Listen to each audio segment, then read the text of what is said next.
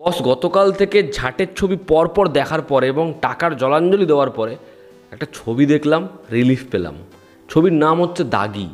আমার মনে হয় আমাদের এখানকার নায়কদের যদি ড্রামা ছবি করতে হয় তাহলে না এরকম ধরনের ছবি করা উচিত।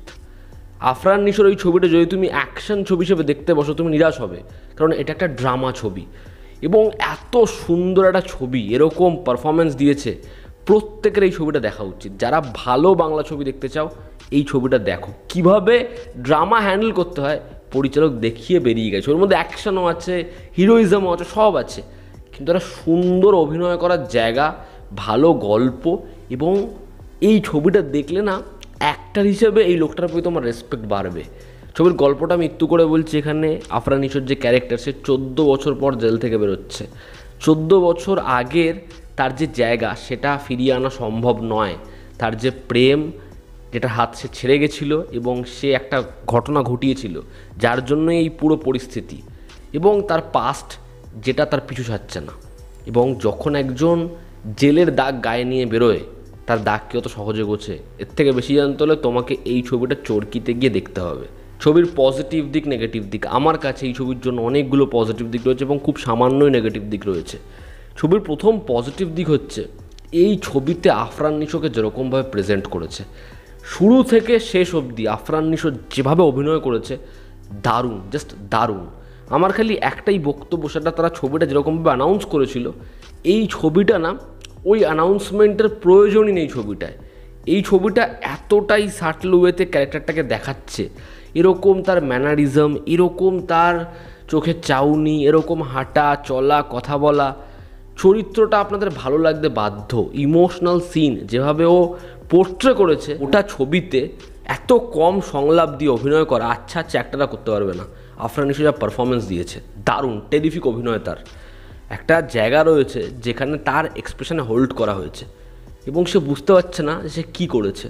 এবং 14 বছর পর ওরকম একটা জায়গা যখন সে গলা টিপ একজন তুলে দিচ্ছে, কিন্তু তারপর সে বুঝতে পারছে না আমি এরকম করলে চলবে না। খালি দুটো জায়গায় একই রকম শটে ক্যারেক্টারের বদল দেখবেন, দারুণ। সাপোর্টিং কাস্টে যারা ছিল প্রত্যেকে, অ্যান্টাগনিস্ট বলি, ওর বাবা বলি, মা বলি, বোন বলি, প্রত্যেকে নিজের জায়গায় ভীষণ ভীষণ ভালো। ইভেন ছবিতে যারা ফিমেল লিড তারাও নিজের জায়গায় খুব ভালো। অ্যান্টাগনিস্টদের আপনাদের কী বলবো, ভালো লাগবে আর কি, মানে মনে হবে ঠিক আছে ভাই এরকম একটা ছবিতে ভিলেন আছে। প্রত্যেকে খুব ভালো পারফরমেন্স দিয়েছে। ইমোশনাল সিন, বাবার ছেলের ইকুয়েশন বা ওই বাচ্চা মেয়েটার সাথে ওর ইকুয়েশন আপনাদের ভালো লাগতে বাধ্য। সেকেন্ড পজিটিভ দিক হচ্ছে এই ছবির প্লট। ছবির যে গল্পটা সেটা না খুব আস্তে আস্তে এগোয়, কিন্তু এই ছবিটা যেহেতু ক্যারেক্টার্স ওরিয়েন্টেড, কোথাও একটা গিয়ে চরিত্রগুলো এত রক্ত মাংসের হয়ে গেছে যে গল্পটায় সেগুলো কোথাও একটা গিয়ে জাস্টিফাই মনে হচ্ছে। এবং আমাদের ভালো লাগছে এদের গল্পটা জানতে। ছবির চিত্রনাট্য আপনাকে হুক করে রাখবে একদম শেষ অবধি এবং আপনার ছবিটা ভালো লাগবে। থার্ড পজিটিভ দিক হচ্ছে এই ছবির মিউজিক এবং সেটার ব্যবহার। গানগুলোকে যেভাবে ব্যবহার করেছে, কোথাও একটা গিয়ে সেই গানগুলো না ছবির দৃশ্যকে আলাদা মাইলেজ দিচ্ছে। ওই কারণেই ওদের লাভ স্টোরিটার মধ্যে ওই ইন্টেন্সিটিটা ওয়ার্ক করছে। এত সুন্দরভাবে গানগুলো আসে, ভালো লাগবে। গানের লিরিক্স ভীষণ ভীষণ ভালো। ছবিতে একটা সংলাপ রয়েছে, ওই সংলাপটা যতবার ফিরে ফিরে আসে আমার না অদ্ভুতভাবে ভালো লেগেছে। যখন ও তমা মির্জাকে বলবে যে এই রাতের আর কোনো গুরুত্ব নেই যদি তুমি না আসো, ওই জায়গাটা অপূর্ব। এরকম কিছু সংলাপ রয়েছে, ওই দাগি দাগ, ঠিক আছে, মানুষ কীরকম, আপনাদের সংলাপে কোথাও একটা কিছু সংলাপ হয় যেগুলো হচ্ছে শুনতে ভালো লাগলো, আর কিছু সংলাপ হয় যেগুলো দাগ কেটে যায়। এই ছবির ক্ষেত্রে সেটা হয়। ছবির মেকিং খুবই সুন্দর। যেরকমভাবে ওপেনিং শটটায় ওই গেটটা খুলছে, ক্যারেক্টারটা বেরোচ্ছে, ওরকম স্মোক ভালো তো লাগে। আবার যখন ওই পাচার হচ্ছে, গুলি চলছে, লাইটটা চেঞ্জ হচ্ছে, কি সুন্দর লাগে। তো ছবির মেকিং বেশ বেশ ভালো। এবং এই ছবিটার যে পরিচালনা সেটা না যত্ন নিয়ে করা হয়েছে। এই যে ক্যারেক্টারের জার্নি, এটা অনেক অনেক ম্যাচিওর। মানে এটা ওরকম ছবি না যে গল্পে অনেক কিছু আসছে, চেঞ্জ হচ্ছে, এ মরে গেল, এ বেঁচে গেল, জোর করে ইমোশনাল করার চেষ্টা করছে, এরকম ছবি এটা নয়। ছবিটাকে খুব ম্যাচিওরভাবে ডিল করেছে ছবির পরিচালক, যেটা ভালো রাইটিং, ভালো পরিচালনার নিদর্শন। এবং আমি একটা কথা বলবো, সেটা হচ্ছে আফরান নিশোর এই যে লুকটা, এই লুকটা যার আইডিয়া তাকে হ্যাটস অফ। লুকটায় ওকে এতটাই রাগেড লাগছে, এরকমভাবে ওই লুকটাও নিয়ে গেছে যে আপনাদের ওই দুটো ক্যারেক্টারকে পৃথক করতে সুবিধা হবে।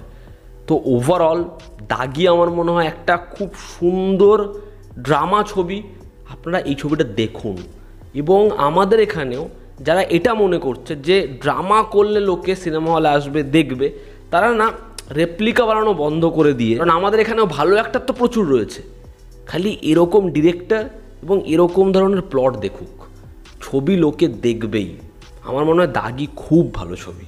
ছবির যদি নেগেটিভ দিকে আসি, ছবির প্রথম নেগেটিভ দিক হচ্ছে এই ছবিটাকে তারা যেরকমভাবে অ্যানাউন্সমেন্ট থেকে ট্রেলারে অ্যাকশন রাখা, যেভাবে ওগুলো দেখিয়েছে, এই ছবির যে অ্যাকশনটা ওটা কিন্তু খুব মিনিমাল জায়গায় রয়েছে, এবং ওটা প্রয়োজনও যে প্রচুর আছে এমন না। এবার বিষয়টা হচ্ছে ওই অ্যাকশনটাকে প্রথম কথা ভুল প্রমিস করা হয়েছে, আমার সেটাতে কোনো অসুবিধা নেই, আমার ভালোই লেগেছে ছবিটা দেখতে। দ্বিতীয় হচ্ছে ওই যে অ্যাকশনটা এই ক্যারেক্টারের থ্রু যেরকমভাবে আসছে, ওটা খুব বেশি যে আমাদের কিছু হাই প্রোভাইড করছে, বা ওখানে ওই যে ব্যাকগ্রাউন্ড স্কোর উঠছে, স্লোমো করা হয়েছে, ওই স্পিড র্যাম্পিং বা ওই ট্রিটমেন্টটা দরকারই ছিল না। ছবির সেকেন্ড হাফে অ্যান্টাগনিস্টের দিক থেকে একটা সাবপ্লট রয়েছে, যেই সাবপ্লট আমার জন্য ওয়ার্ক করেনি, সেটাকে অন্যভাবে দেখানো যেতে পারতো, এমনটা আমার দেখার সময় মনে হয়েছে, এবং এই পয়েন্টে আমি স্টিক যে ওটা অন্যভাবে দেখানো যেতে পারতো এবং হয়তো ওরা বেটার ওয়ার্ক করতে পারতো। বাট ওভারঅল দাগি একটা ভালো ছবি।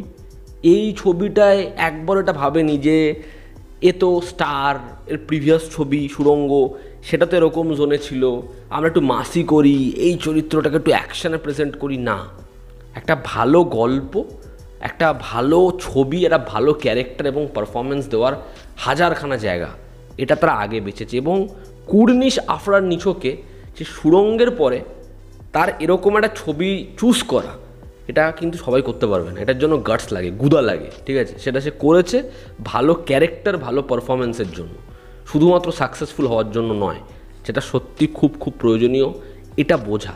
তো এই ছিল আমার ওপিনিয়ন। দাগি খুবই ভালো একটা ছবি, আপনারা দেখুন, আমি এখানকার অডিয়েন্সদেরও বলবো দেখুন, ভালো লাগবেই। তো এই ছিল আজকের ভিডিও। ভালো লেগে থাকলে লাইক করো, শেয়ার করো, সাবস্ক্রাইব করো। আবার দেখা হচ্ছে, জানো তো আমাদের পাশে আছে। Take care.